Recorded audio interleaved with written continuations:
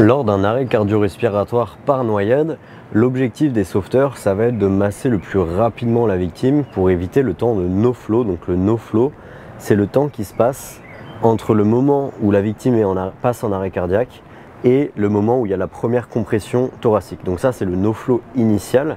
Et chaque minute sans massage cardiaque, c'est 10% de chance de survie en moins. Donc vous comprenez rapidement qu'au bout de 10 minutes, il n'y a quasiment plus aucune chance de récupérer la victime. À ce no-flow initial s'ajoute aussi un no-flow qui aura lieu durant l'intervention. Par exemple, lorsque l'on fait les insufflations en oxygène, on ne masse pas pendant ce temps-là. Et donc là, on a quelques secondes de no-flow qui s'ajoutent. Quand le DSA fait une analyse, pareil, on a peut-être 10 secondes de no-flow. Donc ça, c'est du no-flow qui est inévitable, qui est normal. Et il y a aussi du no-flow qui, par contre, doit être évité. Par exemple, lorsqu'on demande un relais au massage cardiaque, il faut que ça soit fait vraiment rapidement. Si possible, on attend l'analyse du DSA pour se le faire, pour pas perdre du temps bêtement à dire attends, tu peux masser à ma place, et là on a quelques secondes de no-flow. Donc l'objectif des sauveteurs, c'est de masser le plus possible la victime et le plus tôt possible. La conduite à tenir d'une noyade de stade 4, l'anoxie, l'arrêt cardiaque, cardio-respiratoire en l'occurrence, c'est de sortir la victime de l'eau en faisant un dégagement d'urgence. Donc le dégagement d'urgence, c'est un procédé qui consiste à extraire la victime d'un environnement dangereux, notamment parce qu'elle a une détresse vitale et qu'on a besoin de faire des gestes de secours. Donc on va extraire la victime et on va la remonter en haut de la plage, notamment si c'est marée montante, mais aussi pour avoir du sable sec. Alors ici en Méditerranée, sur ces images que j'ai filmées dans mon documentaire Une histoire de sauveteur, il n'y a pas de marée et c'est des plages de galets, donc il n'y a pas trop de risques, ils n'ont pas besoin de remonter trop haut. Et donc, une fois la victime allongée par terre, il va falloir revérifier son niveau de conscience et son niveau de respiration. Alors la conscience, ça va se faire rapidement, puisque lorsque les sauveteurs sont arrivés dans l'eau, ils l'ont retrouvé ce qu'on appelle en araignée. Donc en araignée, le ventre à plat ventre sur l'eau, on sait qu'elle est inconsciente. Au niveau de la respiration, on va prendre 10 secondes pour vérifier la liberté des voies aériennes, puisqu'il y a quand même une grande différence au niveau de la conduite à tenir qui va suivre, selon si la victime respire ou non. Et une fois qu'on a la confirmation qu'elle est en arrêt cardiaque, il va falloir commencer 5 insufflations starter. Donc les insufflations starter, en fait, ça va se faire avec l'insufflateur manuel, le bas-vu. Ça peut se faire non raccordé à la bouteille d'oxygène si on n'a pas encore eu le temps de le faire. Et le but de ces insufflations, c'est d'envoyer rapidement de l'oxygène à la victime, puisque vous l'aurez compris, sur une noyade de stade 4, l'origine de l'arrêt cardio-respiratoire, c'est avant tout le respi plus que le cardiaque, pas à chaque fois, hein, mais généralement. Et c'est pour ça que sur une noyade, tout comme chez un enfant d'ailleurs, on commence par 5 insufflations initiales, starter, avant de commencer la RCP.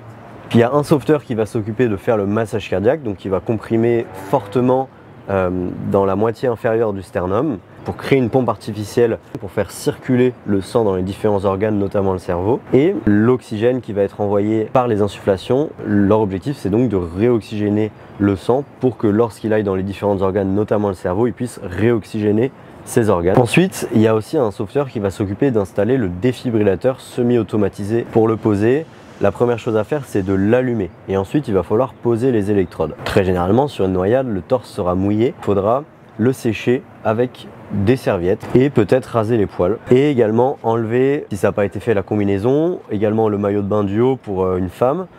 Et ensuite, poser les électrodes et lancer l'analyse en branchant le câble dans le boîtier du DSA. Bien entendu, le chef de poste aura déjà passé l'appel. Lorsqu'on est en équipe constituée, on est plus de 2 intervenants secouristes, l'appel se fait dès le début de l'intervention. Là, le chef de poste a déjà demandé des secours avant même que la victime soit arrivée sur le sable par un système de communication. Par la suite de l'intervention, les sauveteurs vont poser peut-être une canule de Guédel pour faciliter la liberté des voies aériennes et également ils vont préparer l'aspirateur à mucosité et à sécrétion pour aspirer l'eau, le sang qui pourrait venir obstruer les voies aériennes. Ensuite vont rapidement arriver les secours. Généralement, les premiers arrivés, c'est le renfort de prompt secours, donc un VSAV, un véhicule de secours et d'assistance aux victimes. Leur but, ça va pas être de faire quelque chose de tellement différent des sauveteurs, puisque ça reste des PSE2. Ils n'ont pas forcément de matériel en plus, mais surtout ils vont leur mettre un relais, ils vont masser à leur place et généralement ils ont plus d'expérience que les saisonniers, donc peut-être qu'ils vont voir des petites erreurs ou ils vont améliorer un peu l'intervention, le matériel qui a été sorti, etc.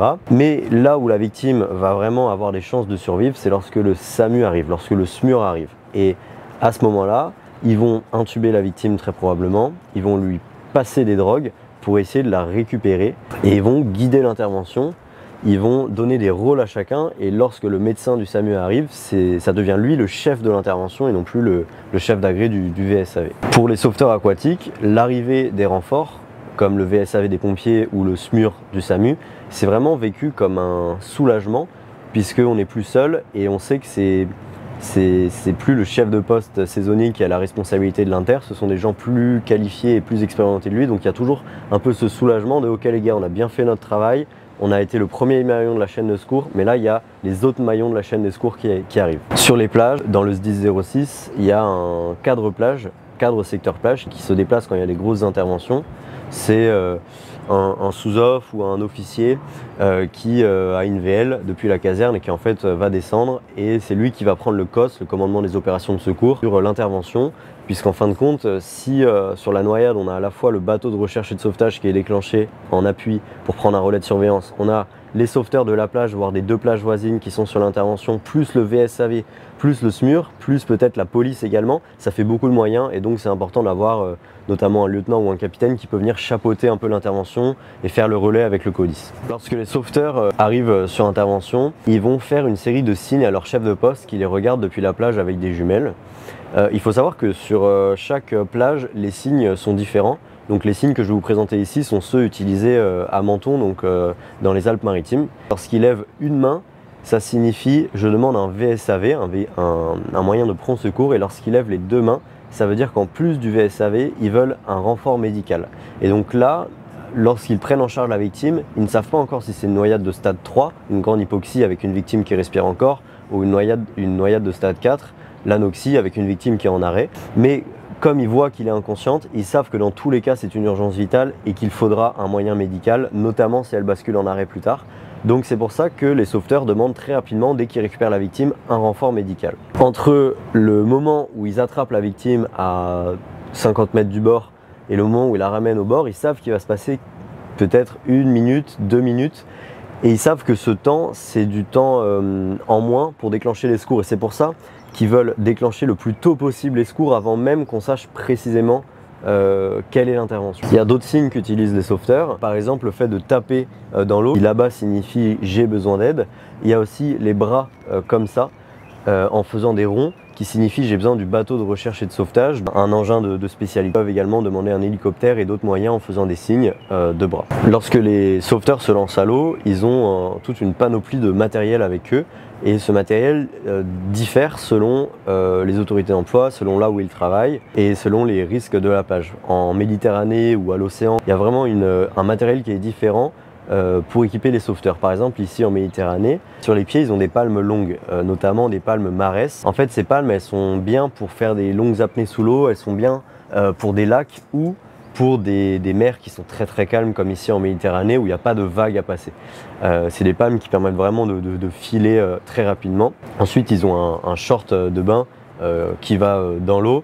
Ils ont parfois un lycra, s'ils ont eu le temps de le mettre, un lycra jaune pour être bien identifiable. Et ils ont également souvent un sifflet autour du cou, donc le sifflet c'est obligatoire, c'est pour pouvoir faire des préventions, demander de l'aide, se faire remarquer, etc. Et ensuite sur la tête, ça c'est une spécialité notamment en Méditerranée, je ne pense pas que ça soit forcément développé ailleurs en France, mais le kit complet palme masque tuba, puisqu'en fait en Méditerranée, comme il n'y a pas de vagues, les victimes ont tendance à couler. Et le but du masque et du tuba, c'est de pouvoir faire des recherches de victimes et de pouvoir aussi plonger, voir et pouvoir attraper la victime qui a pu couler, puisque là-bas en Méditerranée, c'est très clair l'eau, comme il y a peu de vagues, et on peut descendre à 5-6 mètres, même plus, en voyant très bien autour de nous. Donc c'est pour ça que ces sauveteurs sont équipés de masques et de tubas. Pour des sauveteurs plus à l'océan, comme à Biarritz par exemple, ils vont plutôt avoir des palmes courtes, notamment des daphines ou des DMC, pour pouvoir passer les barres de vagues sans que leurs palmes se fassent emporter par la vague, sans qu'ils déchaussent. Et ils ne vont pas prendre de masque et de tuba, déjà pour être plus rapide, mais surtout parce qu'en fait ils ne vont rien voir, l'eau beaucoup trop trouble à cause des vagues, donc en fait ça serait juste inutile et une perte de temps d'avoir un masque et un tuba sur l'océan. Lorsque les sauveteurs font signe à leur chef de poste qu'il y a besoin d'un véhicule de prompt secours et d'un moyen médical comme une VLI ou un SAMU, le chef de poste va utiliser l'Antares, qui est en fait une radio qui permet d'être directement en lien avec le CODIS. Donc le CODIS, le centre opérationnel de direction de l'incendie et du secours, c'est le quartier général opérationnel des pompiers du département. Et ici sur les plages, les sauveteurs dépendent des sapeurs-pompiers. Lorsqu'ils vont demander des renforts, le chef de poste va prendre la radio et va d'abord annoncer à qui il s'adresse. Donc ici en l'occurrence, c'est CODIS 06 et il va répéter le mot 2 ou 3 fois pour être sûr de bien être entendu. Donc la phrase, ça va faire CODIS 06, CODIS 06, CODIS 06, de poste de secours Casino sur la commune de Menton qui appelle. Il faut préciser ensuite qui nous sommes, ceux qui appelons, et également la commune dans laquelle on est. Un exemple tout bête, au Pays Basque et dans les Landes, il y a de très nombreuses plages qui s'appellent grandes plages. Généralement, pour passer un message d'alerte efficace et concis, on commence par dire « je suis un tel », on se présente. Ensuite, on dit « je suis ici », on donne l'adresse de l'intervention. Donc ici, on va dire qu'elle est située en face du poste de secours. Et ils savent quel poste de secours c'est, puisqu'on se sera présenté juste avant. Et ensuite, on va dire ce qu'on voit. Et donc là, c'est très rapide. Je vois une victime inconsciente, noyée. Pour le moment, il ne sait pas encore si c'est un stade 3 ou un stade 4.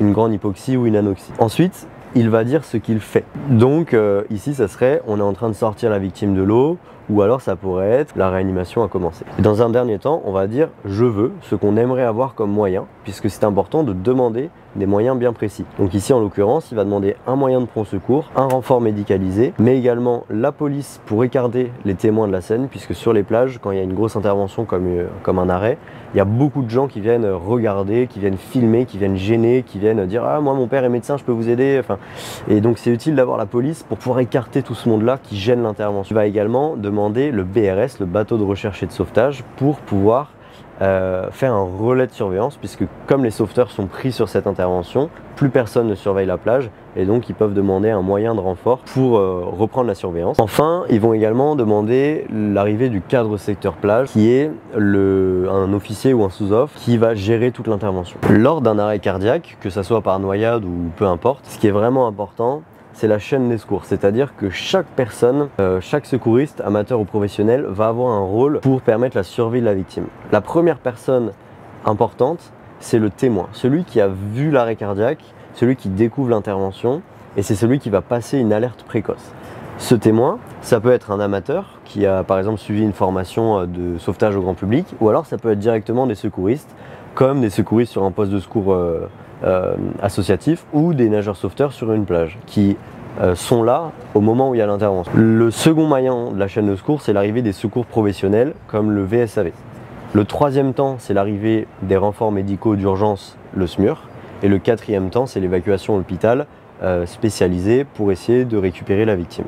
Et en fait, ce qui est intéressant, c'est que sur un arrêt cardiaque, chaque élément de la chaîne des secours a son importance. Et s'il vient à faire défaut, il y a très peu de chances de récupérer la victime. C'est-à-dire que si on n'a pas le SMUR qui peut se déplacer, très peu de chances de récupérer la victime. S'il n'y a pas un témoin qui fait un massage cardiaque et qui passe l'alerte rapidement avec très peu de temps de no-flow, il y a peu de chances de récupérer la victime. Et c'est pour ça que moi j'insiste en formation, il ne faut pas juste attendre les pompiers en se croisant les bras et en se tournant les pouces. Il faut commencer à faire des gestes de secours, parce que même si les pompiers viennent rapidement, si personne n'a massé la victime en arrêt cardiaque en les attendant, au bout de 10 minutes, il n'y a quasiment plus aucune chance de la récupérer. Chez les sauveteurs, il y a une hiérarchie. Déjà, il y a une hiérarchie qui vient de l'ancienneté. Quand on a par exemple un équipier 3e année et un équipier 2e année et qu'il y a une décision à prendre, c'est le plus ancien qui prendra cette décision. Au-dessus d'eux vient le chef de poste adjoint, un cadre qui remplace le chef de poste lorsqu'il est en congé.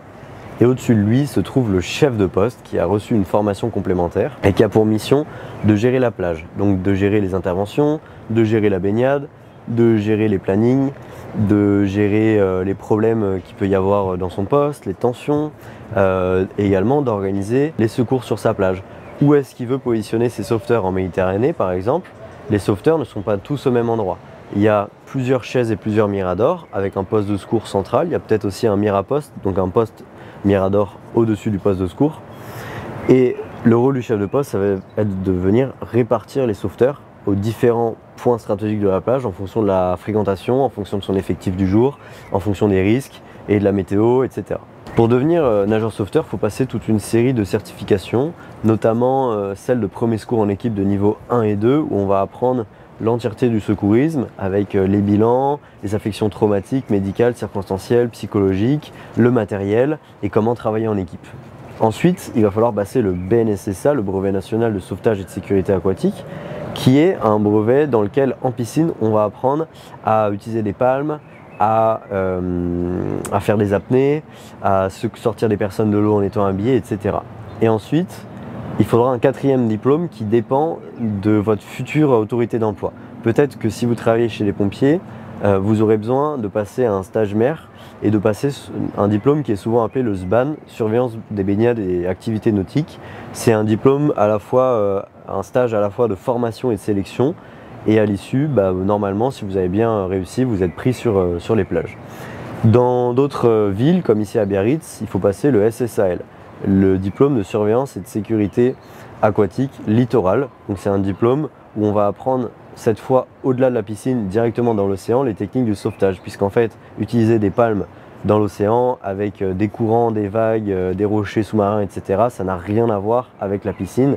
Et il y a des sauveteurs qui sont très bons en piscine, mais lorsqu'on les met dans l'océan, et je m'en souviens encore, c'est mon cas, c'est assez difficile comme exercice de se retrouver dans l'océan pour la première fois. Il y a peut-être également des formations complémentaires qui vous seront demandées, comme le permis de conduire s'il y a besoin de conduire des 4x4 ou des quads, le permis bateau. Il y a certaines plages qui ont des bateaux, des jet skis, des Zodiac qu'il faut conduire avec le permis bateau côtier. Et on vous demandera peut-être aussi d'autres permis. Donc la difficulté en France, c'est que il y a beaucoup d'autorités d'emploi différentes et de fonctionnements différentes sur les plages. Après, c'est aussi la richesse française. On a des lacs, des piscines, des océans, des mers, des fleuves. Donc c'est compliqué. Donc c'est beaucoup de réalités de terrain qui sont différentes. Il y a 4 stades de la noyade. Le premier stade, c'est l'aquastress. C'est une victime qui est en difficulté, par exemple dans un courant, dans une baïne ou à marée haute, qui se fait défoncer par les vagues de bord. C'est une victime que les sauveteurs vont devoir aider à sortir en faisant une aide à la marche, une aide à la sortie d'eau.